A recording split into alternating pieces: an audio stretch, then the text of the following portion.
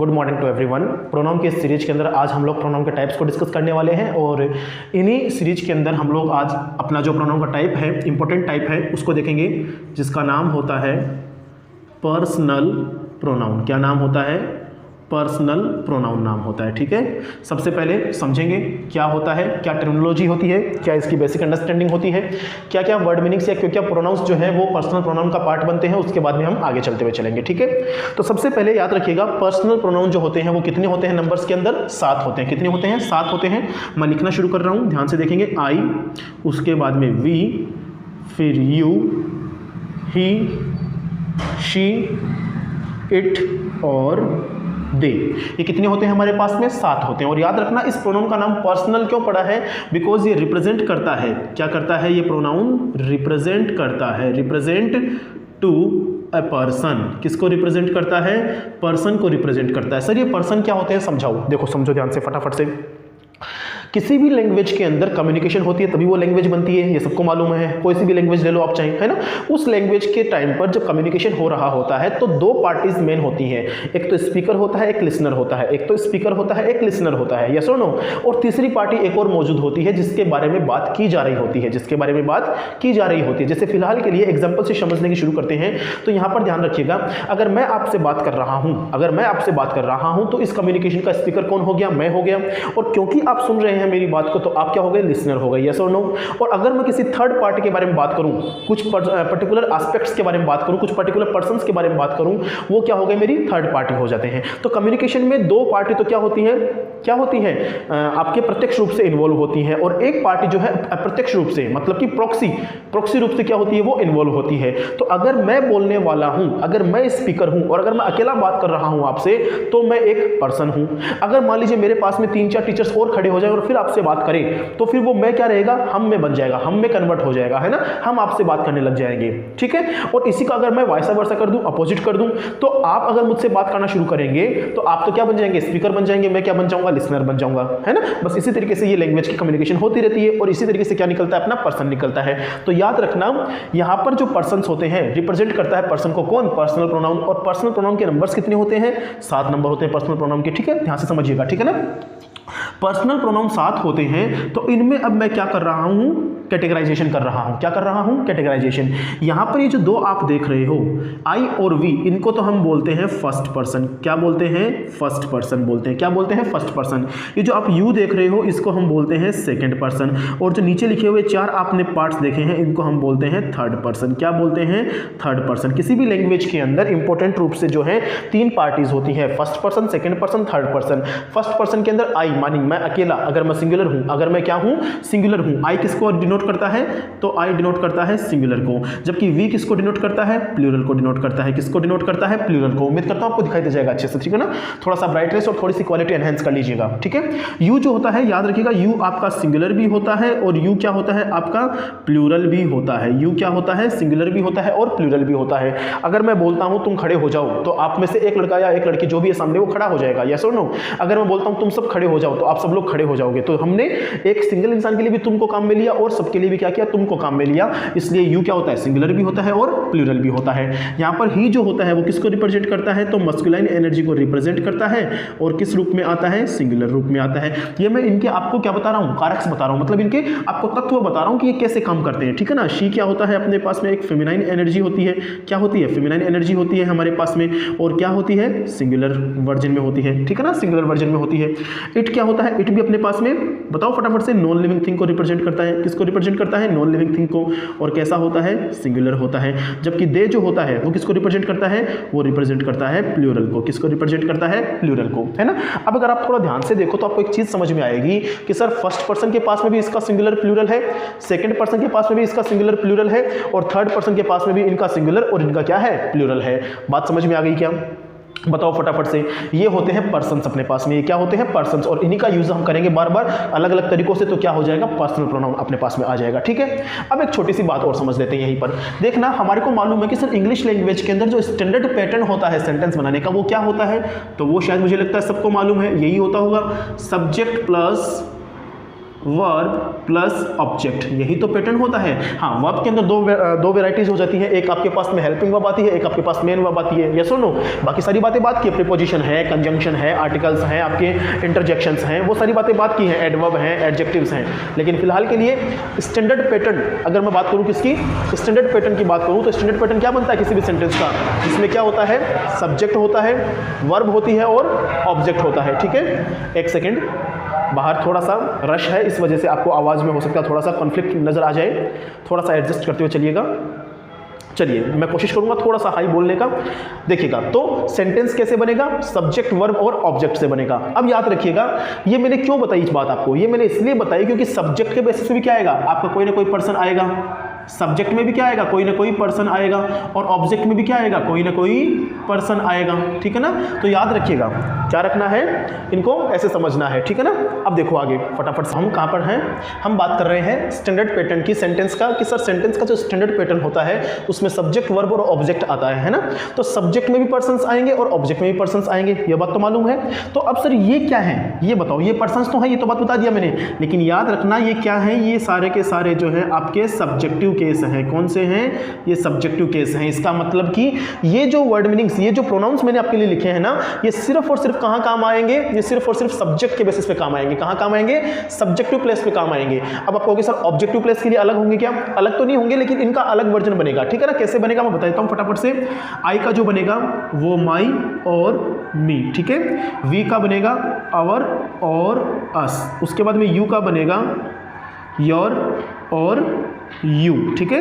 ही का बनेगा हिज और हिम, ठीक है। शी का बनेगा हर और हर, उसके बाद में इट का बनेगा इट्स एंड इट। दे का क्या बनेगा? दे का बनेगा देयर और देम, ठीक है। इतनी बात समझ में आ गई। अब देखो दो लिस्ट बनाई है मैंने, इसमें से इस बीच वाली लिस्ट को तो हम बोलते हैं पजेसिव एडजेक्टिव। क्या बोलते हैं? पजेसिव एडजेक्टिव बोलते हैं, ठीक है। आप कहोगे सर प्रोनाउन के टॉपिक के अंदर एडजेक्टिव पढ़ा रहे हो। एडजेक्टिव इसलिए आया है क्योंकि इसका यूज आएगा आगे, हम पढ़ेंगे ना प्रोनाउन, पजेसिव प्रोनाउन पढ़ेंगे तब, और इसी वीडियो के अंदर आपको मैं पजेसिव प्रोनाउन सिखा दूंगा, इसलिए मैंने पजेसिव एडजेक्टिव लिख दिया आपके लिए, ठीक है। तो पजेसिव एडजेक्टिव, और ये जो आप लिस्ट देख रहे हो इधर, ये क्या है? ये आपका है ऑब्जेक्टिव केस। ये क्या है? आपके ऑब्जेक्टिव केस। क्या है? ऑब्जेक्टिव केस है ना। तो आई का ऑब्जेक्टिव केस क्या बनेगा? मी बनेगा। वी का ऑब्जेक्टिव केस अस बनेगा। यू का ऑब्जेक्टिव केस यू ही बनेगा। ही का हिम बनेगा ऑब्जेक्टिव केस। शी का हर बनेगा। इट का इट बनेगा और दे का देम बनेगा, ठीक है। याद रखना ये जो सब्जेक्टिव केस है ये सब्जेक्ट के प्लेस पे आएंगे, ये जो ऑब्जेक्टिव केस है ये ऑब्जेक्ट के प्लेस पे आएंगे। आ गई बात समझ में? ठीक है। अभी एग्जांपल करेंगे, डोंट वरी। क्लियर है इतनी बातें? अब अगर इतनी बात क्लियर है तो हम एग्जांपल करना शुरू करते हैं, ठीक है। बताओ फटाफट से, मुझे बताना मैं सही लिख रहा हूं कि गलत लिख रहा हूं। मैंने बोला देम किल्ड आई, देम किल्ड आई। क्या बताओ ये सही है क्या सेंटेंस? सेंटेंस सही है क्या? तो कैसे चेक करेंगे? ऐसे चेक करेंगे कि सर ये तो क्या है, मेरा सब्जेक्ट है, ये क्या है? सब्जेक्ट की वर्ब है, ये क्या है? यहाँ पर ऑब्जेक्ट है। भाई स्टैंडर्ड पैटर्न तो यही बोलता है हमारे को कि सब्जेक्ट आएगा, वर्ब आएगी, ऑब्जेक्ट आएगा। लेकिन देखो क्या ये सब्जेक्ट के ऊपर सब्जेक्टिव प्लेस पे सही से आया हुआ है क्या प्रोनाउन आपका? क्योंकि सर देम तो क्या बनता है? ऑब्जेक्टिव केस बनता है। क्या बनता है? Objective case. तो हमें क्या करना है? हमें तो सब्जेक्टिव केस चाहिए, इसका क्या चाहिए? सब्जेक्टिव केस चाहिए। अब देम का सब्जेक्टिव केस क्या बनेगा? तो देखो यहाँ पर देम का सब्जेक्टिव केस क्या बनेगा? दे बनेगा। तो हम क्या लिखेंगे? इसको करेक्ट करके दे लिखेंगे। उसके बाद किल्ड हमारे पास क्या है? वर्ब है ना, दे किल्ड। अब बताओ आई सही लिखा हुआ है क्या? आई सही लिखा हुआ है क्या? तो सर आई तो क्या होता है मेरे पास में? एक सब्जेक्टिव केस होता है और मैं इसको यूज कर रहा हूं एज ए ऑब्जेक्ट, यूज कर रहा हूं ऑब्जेक्टिव प्लेस के ऊपर। लेकिन ये चीज तो गलत हो गई, तो क्या करना पड़ेगा मुझे? आई का ऑब्जेक्ट चाहिए। आई का ऑब्जेक्टिव केस क्या बनेगा? मी। क्या बनेगा? मी। तो अब ये सेंटेंस बनेगा दे किल्ड मी। इसका मतलब उन्होंने मुझे मार दिया, यस और नो। तो अब ये सेंटेंस क्या बन गया? पूरा का पूरा सही बन गया। जब ऐसे था तो ये क्या था? गलत था। बताओ इतनी बात समझ में आ गई क्या? आगे चलते हैं, ठीक है। एग्जांपल नंबर सेकंड करते हैं, ठीक है। हो सकता है और चीजें समझ में आए आपको, देखिएगा जरा ध्यान से। She invited I in the party. She invited I in the party. एक एग्जांपल, तीसरा एक और कर लो, चलो फटाफट से। आगे मैं बताता हूं आपको कि कोई सा भी एग्जांपल ले सकते हो आप। ही ऑफर्ड मी, ही की जगह आप हिम कर लो। Him offered me a glass of juice. ठीक है, बताओ दोनों में सही है गलती है? गलती है तो कहाँ है, चेक करो फटाफट से। तो सर ये तो क्या है मेरे पास में, सब्जेक्ट है, ये वर्ब है, ये ऑब्जेक्ट है ना। आगे आपका अदर पार्ट ऑफ सेंटेंस है कि नहीं है? तो हम क्या करेंगे, चेक करो सब्जेक्ट में सब्जेक्टिव प्लेस में सब्जेक्टिव केस आया हुआ है कि नहीं आया हुआ है। सब्जेक्ट के अंदर शी क्या होता है, सब्जेक्टिव केस होता है, ये रहा, ये तो सही है। वर्ब का हमें कोई मतलब नहीं है।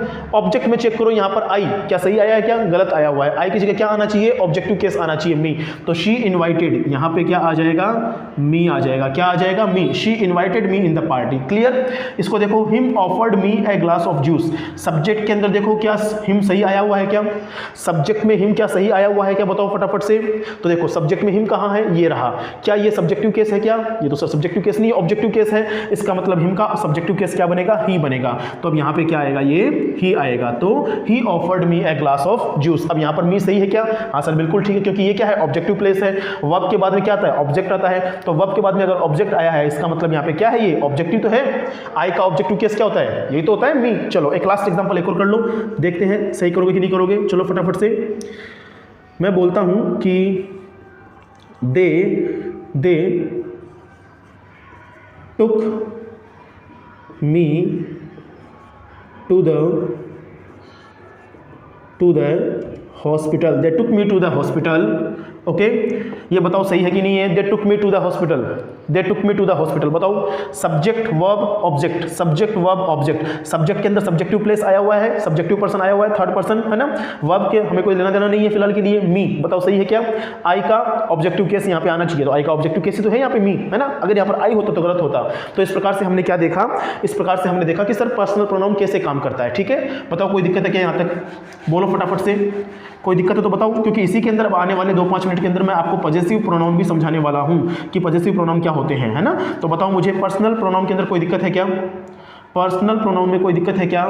बताओ जल्दी से बता दो, कोई दिक्कत नहीं है ना। पर्सनल प्रोनाउन में आपको सिर्फ इतनी सी बात याद रखनी है कि पर्सन्स कितने होते हैं, 7 होते हैं। First person, second person, third person. Categorise कर दो, कैटेगराइज करने के बाद में इनका सब्जेक्टिव केस याद रखो, इनका ऑब्जेक्टिव केस याद रखो।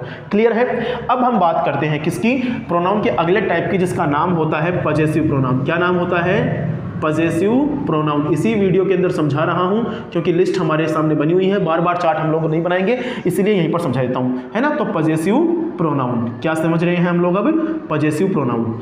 पॉजेसिव प्रोनाउन के लिए जो होता है, पॉजेसिव एडजेक्टिव काम में आता है। ये जो लिस्ट है ना बीच वाली, ये काम में आएगी। पॉजेसिव एडजेक्टिव, ये देखो ये एडजेक्टिव है। और पॉजेसिव प्रोनाउन कैसे बनता है, तो याद रखना पॉजेसिव प्रोनाउन बनेगा पॉजेसिव एडजेक्टिव के अंदर अगर आप क्या कर देते हो, किसी भी नाउन को ऐड कर देते हो, तो क्या बन के आएगा, पॉजेसिव प्रोनाउन बन के आएगा। ध्यान से समझना है। अब हम किसकी बात कर रहे हैं, पॉजेसिव प्रोनाउन की बात कर रहे हैं। तो ये तो है सारे के सारे पॉजेसिव एडजेक्टिव। क्यों है ये पॉजेसिव एडजेक्टिव? इसलिए हैं क्योंकि अगर मैं माई लिखूंगा तो माई के साथ मुझे क्या चाहिए, कोई ना कोई नाउन चाहिए। यस और नो, है ना। अभी एग्जांपल पे बात करेंगे तब समझ में आएगा। अगर मैं अवर लिखूंगा तो अवर के साथ में मुझे क्या चाहिएगा, कोई ना कोई नाउन चाहिएगी। यस और नो। अगर मैं योर लिखूंगा तो सिर्फ योर लिखने से काम नहीं चलेगा मेरा, मुझे क्या लिखना पड़ेगा, नाउन लिखना पड़ेगा। हिज लिखूंगा, है ना, हिज लिखूंगा या हिम लिखूंगा तो भी क्या करना पड़ेगा, मुझे नाउन लिखना पड़ेगा मेरा, है ना। हिज के लिए हिम, ओके। हर के लिए तो सेम है, हर तो इससे यहाँ से ले लो। हर अगर मैं लिखूंगा तो यहाँ पर मुझे क्या लिखना पड़ेगा, नाउन लिखना पड़ेगा। ये हम लोग क्या कर रहे हैं, पॉजेसिव एडजेक्टिव देख रहे हैं। पॉजेसिव एडजेक्टिव में नाउन जोड़ रहे हैं। ये सारे के सारे पॉजेसिव एडजेक्टिव है, देखो ये वाली लिस्ट है कि नहीं है। और इन सब में मुझे क्या करना पड़ेगा, नाउन को ऐड करना पड़ेगा। क्यों करना पड़ेगा, रीजन है, मैं बता दूंगा अभी एग्जांपल में, है ना। इट के अंदर मुझे क्या करना है, नाउन को जोड़ना है ना।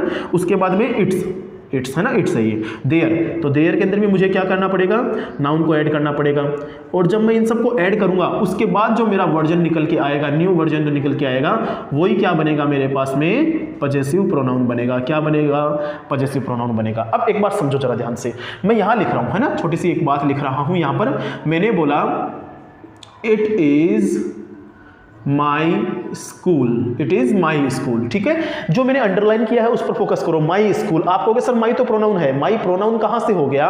मैंने कहा था प्रोनाउन और नाउन एक साथ में नहीं आएगी, प्रोनाउन और नाउन एक साथ में कभी नहीं आएगी। भाई प्रोनाउन हमने क्या पढ़ा, प्रोनाउन को हमने पढ़ा कि रिप्लेसमेंट होता है नाउन का। क्या होता है, नाउन का रिप्लेसमेंट होता है। यहां पर तो नाउन आई हुई है, इसका रिप्लेसमेंट कहां हुआ, है ना। तो इसलिए ये क्या बना, स्कूल जो है ना, स्कूल से पहले जो आता है, याद रखो ये जो नाउन है, नाउन से पहले जो वर्ड मीनिंग आएगा उसे हम क्या बोलेंगे, एडजेक्टिव एडजेक्टिव बोलेंगे। क्या बोलेंगे? एडजेक्टिव बोलेंगे। तो ये जो एडजेक्टिव है वही तो लिखा है, देखो यहाँ पर, ये पजेसिव एडजेक्टिव तो है। ये क्या है? Possessive adjective. पजेसिव का मतलब क्या होता है? ओनरशिप। क्या होता है पजेसिव का मतलब? ओनरशिप, स्वामित्व, हक या अधिकार जताना, है ना। तो ये क्या बोल रहा है? It is my school. ये क्या है? मेरी स्कूल है। अधिकार जता दिया उसने, ओनरशिप जता दी उसने, यस और नो? पोजीशन बता दिया, पोजीशन बता दिया, है ना। तो इट इज माई स्कूल, ये क्या है? एडजेक्टिव है, पजेसिव एडजेक्टिव है। और देखो मैंने यही तो कहा था कि माई आपके साथ में आएगा, तो माई के साथ में क्या आना पड़ेगा? नाउन आना पड़ेगा। तो माई अकेला नहीं आया है, माई के लिए क्या आया है? स्कूल आया है। मतलब ये जो पजेसिव एडजेक्टिव होते हैं ना, ये अकेले नहीं आते हैं, इनको सपोर्ट की आवश्यकता होती है। किसकी? नाउन की। किसकी आवश्यकता होती है? नाउन की आवश्यकता होती है। देखो यहां पर अगर इट इज माई लिखा होता, अगर मैं यहां हटा दूं, अगर मैं सिर्फ बात करूं it is my full stop, तो क्या समझ में नहीं आएगा ना? इट इज माई, यह है मेरा। क्या यह है मेरा? तो यह है मेरा स्कूल है। क्लियर है? तो इसलिए पजेसिव एडजेक्टिव। अब हमारा फोकस तो क्या है? पजेसिव प्रोनाउन के ऊपर है, हाँ या ना। तो पजेसिव प्रोनाउन कैसे बनेगा? तो देखना, माई के अंदर अगर मैं नाउन ऐड कर दूंगा तो मेरा जो पजेसिव प्रोनाउन निकल के आएगा वो निकल के आएगा माइन। क्या निकल के आएगा? माइन। अभी हम काम में लेंगे इनको। अवर के साथ में अगर निकालूंगा मैं तो निकल के आएगा अवर्स। ओके, योर के लिए आएगा तो यह आएगा योर्स। क्या आएगा? योर्स आएगा। हिम के लिए आएगा तो क्या आएगा? हिज। क्या आएगा?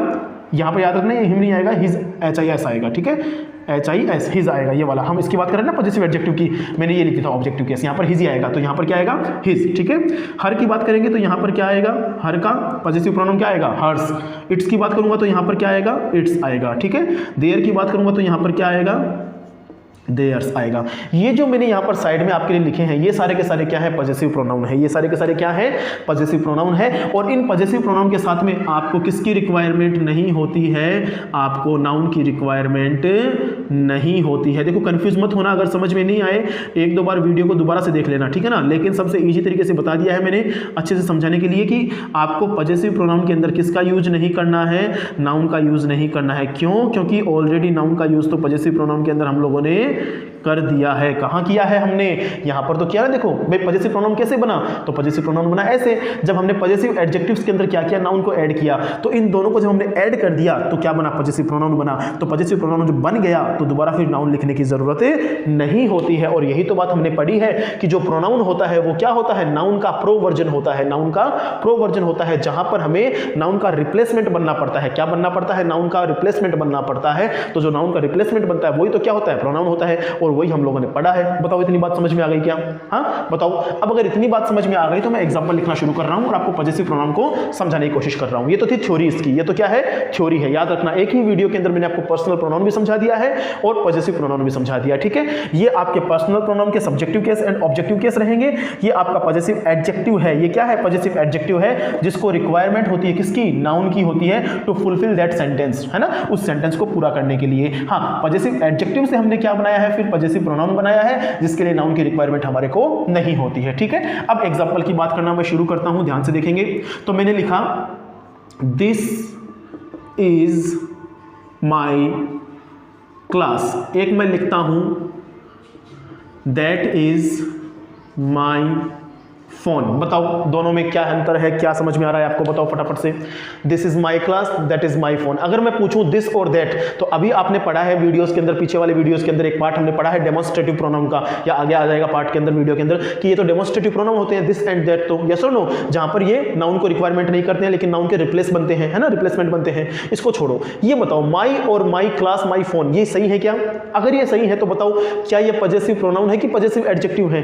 तो अभी हमने देख लिया है कि सर माई जो होता है वो तो क्या है मेरे पास में? पजेसिव एडजेक्टिव होता है। और पजेसिव एडजेक्टिव के लिए मुझे क्या चाहिए? नाउन चाहिए। तो देखो आगे नाउन आई है ना, ये देखो इसका तो नाउन क्या है? फोन है। और इसका नाउन क्या है? क्लास है। क्लास एक नाउन होती है, हाँ या ना, और फोन भी एक नाउन होता है। तो माई जो एडजेक्टिव आया हुआ है, इसको रिप्रेजेंट, इसको सहारा देने के लिए कौन आया है? आपका नाउन आया है। लेकिन हमें तो किससे मतलब है? पजेसिव प्रोनाउन से मतलब है ना। तो हम इसका क्या करेंगे? पजेसिव प्रोनाउन में बनाएंगे सेंटेंस चेंज करके। तो याद रखना, जब आप इसको चेंज करोगे तो कैसे बनेगा? देखना जरा ध्यान से। ये अब बनेगा this phone is mine. Okay, एक तो ये बनेगा, या दैट कर लो इसको, दैट था ना हमारे पास में यहाँ पे, तो यहाँ पे आ जाएगा दैट फोन इज माइन, और यहाँ आ जाएगा दिस क्लास इज माइन, ठीक है, दिस क्लास इज माइन। अब ये देखो, अब यहाँ पर हमने जो माइन लिखा है, ये क्या लिखा है, माइन हमने जो लिखा है, ये क्या है हमारे पास में पॉजेसिव प्रोनाउन है। ये क्या है, पॉजेसिव प्रोनाउन है कि ये जो फोन है ये किसका है, मेरा है। ये जो क्लास है ये किसकी है, मेरी है। और अगर आपने थोड़ा सा ध्यान दिया हो तो ये जो नाउन था ना, जो पहले पॉजेसिव एडजेक्टिव के साथ में लगा हुआ था, देखो ये पॉजेसिव एडजेक्टिव ही तो है। यहाँ पर मैं लिख देता हूँ पॉजेसिव एडजेक्टिव, ये क्या है, पॉजेसिव एडजेक्टिव। तो जो नाउन पहले पॉजेसिव एडजेक्टिव के साथ में लगी हुई थी ना, अब वो नाउन, क्योंकि ये पॉजेसिव प्रोनाउन आ गया, यहाँ पर नाउन नहीं आ सकती, तो यही नाउन कहाँ आ गई है, आगे आ गई है सब्जेक्ट के रूप में। किस रूप में आ गई है, सब्जेक्ट के रूप में आ गई है। और अब आप कहोगे कि सर अब ये जो दैट और ये जो दिस जहां पर आप बता रहे थे, ये क्या है, डेमोन्स्ट्रेटिव प्रोनाउन का एग्जांपल है। किसका एग्जांपल है, डेमोन्स्ट्रेटिव प्रोनाउन का एग्जांपल थे। अब ये किसका एग्जांपल रहेंगे, तो अब ये पॉजेसिव एडजेक्टिव का एग्जांपल बन जाएंगे। किसका एग्जांपल बन जाएंगे, एडजेक्टिव का एग्जांपल बन जाएंगे। आ गई बात समझ में, ये समझना बहुत जरूरी है।